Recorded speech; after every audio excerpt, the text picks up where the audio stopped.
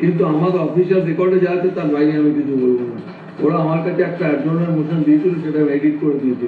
Edited ভার্সনটা আমি পড়তে বলেছি, সেই ভার্সনটা পড়েছে। সেখানে হিন্দুত্ব শব্দগুলো আমরা বাদ দেওয়া হয়েছে এবং আমাদের হোলি এবং বলে কিছু কিছু জায়গায় বিক্ষিপ্তভাবে গণ্ডগোল হয়েছে, ওইটা উল্লেখ করতে চেয়েছিল। তাতে হিন্দুত্বকে জুড়ে দিতে চেয়েছিল, কিন্তু হিন্দুত্ব শব্দগুলো আমরা নেইনি। সুতরাং এই সবগুলো। নমস্কার। আজ আবার তৃণমূলের স্পিকার যেভাবে দেখলেন হিন্দুত্ব শব্দ রেকর্ড থেকে বিধানসভায় বাদ দিলেন, হিন্দুত্ব শব্দে তার আপত্তি ছিল। এটা স্পষ্ট করে দিচ্ছে যে বাংলা আস্তে আস্তে বাংলাদেশের দিকে এগিয়ে যাচ্ছে। কেন? তৃণমূলের কার্যকলাপের উপরে যদি একটু লক্ষ্য করেন, সেটা আপনাদের কাছেও স্পষ্ট হয়ে যাবে। মুখ্যমন্ত্রী জয় শ্রীরাম ধ্বনিতে তেড়ে যান, তার গালিগালাজ মনে হয়। তিনি তার দলে বেছে বেছে সেই সব লোকদের টিকিট দেন যারা হিন্দু দেবদেবীদের, হিন্দুদের আস্থার উপরে আঘাত করে। সায়নী ঘোষ, তিনি কাল ফুরফুরে শরীফে গিয়েছেন, আজও তিনি কলকাতায় ইফতার করছেন। তিনি ভুলভাল মন্ত্র বলেন, হিন্দুদের দেবদেবীর অপমান করেন।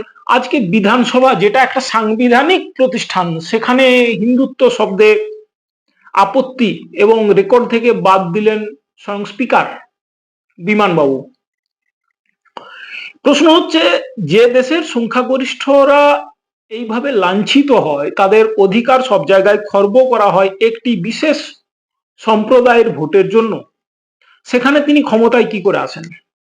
তৃণমূল অবভিয়াসলি বলে যে তারা উন্নয়ন করছে, তারা উন্নয়নের জোরে টিকে আছে, কিন্তু সত্যিটা আপনিও জানেন, আমিও জানি যে ভোটের সময় চুরি হয়। আর হ্যাঁ, হিন্দুদের একটা অংশের ভোট যেটা তিনি পান বিভিন্ন ভাতার জোরে, তাদের এই সময় এবার 26-এর সময় অন্তত বিধানসভায় ভোটে তাদের ভাবার সময় এসেছে যে তারা বাংলাদেশের মতো অবস্থা বাংলায় ডেকে আনতে চায় কিনা,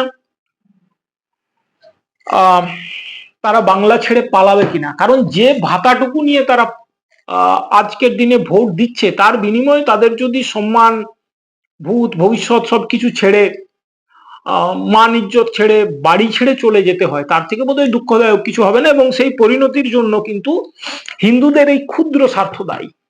কারণ এই কয়েকদিন আগেই হুমায়ুন কবির একটা কথা বলেছেন যে হিন্দুরা পান্তা ভাত খেয়ে ঘুমায় ভোটের দিন, ভোটের পার্সেন্টেজ কম পড়ে হিন্দুদের। একটি বিশেষ সম্প্রদায়ের মানুষ থেকে সেখানে ছুটি নিয়ে এসে তারা ভোট করে এবং ভোটে জিতায়, এবং তৃণমূল ওই ভোটে জিতবে। অর্থাৎ হিন্দুদের নিয়ে তার বিশেষ মাথা ব্যথা নেই, এবং যেটুকু হিন্দুদের ভোট কেনা যায় তিনি ওই 1000-2000 টাকার ভাতার বিনিময়ে মুখ্যমন্ত্রী কিনে নেবেন। কাজেই অন্যদের দোষ দিয়ে লাভ নেই।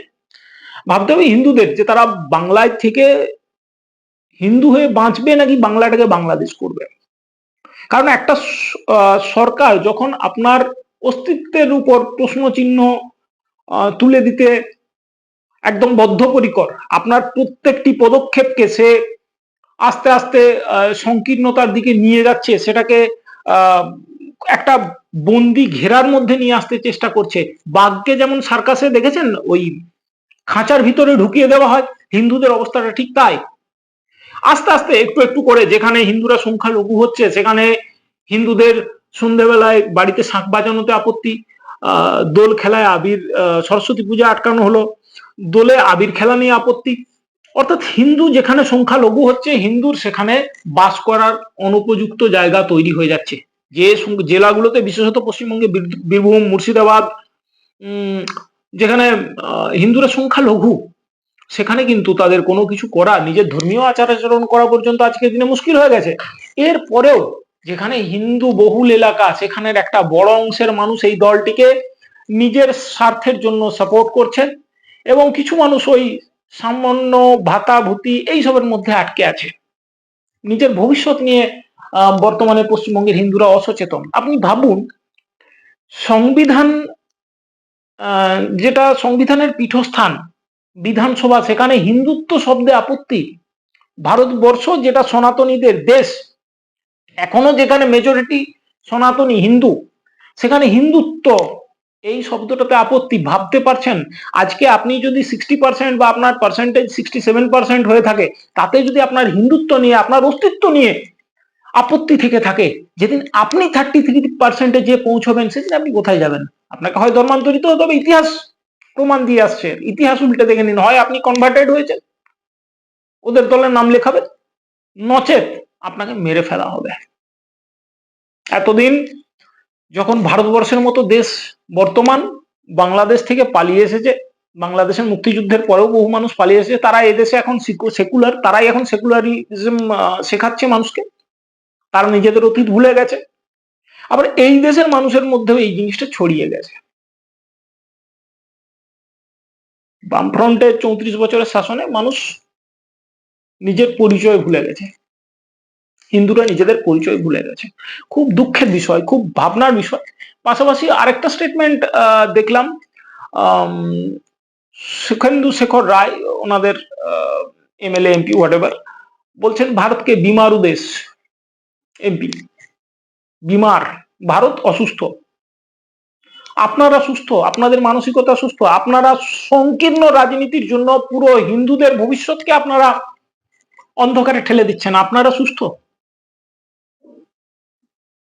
পশ্চিমবঙ্গের ভবিষ্যৎকে আপনারা শেষ করে দিয়েছেন।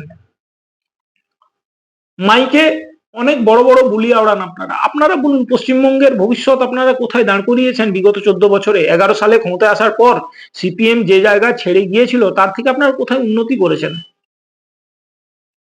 চপ শিল্প, বোম শিল্প, কাশফুলের বালিশ, এইসব শিল্প বাদ দিয়ে এই যে প্রতি বছর শিল্পের সামিট হচ্ছে, পশ্চিমবঙ্গের শিল্প কোথায়? প্রায় 60,000-এর মতো ছোট বড় মাঝারি শিল্প বন্ধ হয়েছে, কলকারখানা বন্ধ হয়ে গেছে। বামফ্রন্ট আমলে যা বন্ধ হয়েছে লাল ঝান্ডার পরেও, তারপরেও এরা সেটাকে কন্টিনিউ করে গেছেন, এই লেগাসিটাকে। বামফ্রন্টের পরিবর্তন কোথায় হয়েছে? এবং পরিবর্তন একটা জায়গা যেটা হয়েছে, পশ্চিমবঙ্গের সনাতনী হিন্দুদের অস্তিত্ব আজ বিপন্ন। যেখানে সংখ্যালঘু সেখানের খবর আপনি হয়তো পান না। আশেপাশে এরকম বহু জায়গা আছে যেখানে হাওড়ার ধুলাগড় থেকে শুরু করে রোডচন্দ্রকোনা, মেদিনীপুরের বাঁকুড়ার ছাতনা, যেখানে প্রতিদিন প্রায় দাঙ্গা হওয়াটা একটা রুটিন, ছোটখাটো ঝুটঝামেলা হয়, কিন্তু মিডিয়া সেখানে চুপচাপ, কোনো খবর পৌঁছয় না। আপনি ভাবছেন বেশ শান্তিতে আছে, কাঁথায় আগুন লেগেছে, কিন্তু হিন্দু ঘুমোচ্ছে, ঘুমোবে। যাই হোক, বিষয়টা আপনাদের বিবেকের উপরে ছাড়লাম। আপনারা দেখুন, আপনারা ভাবুন আগামী দিনে কি করবেন। ভাতার জন্য নিজের মান সম্মান ধর্ম সব ত্যাগ করতে হবে। ভালো থাকবেন, নমস্কার।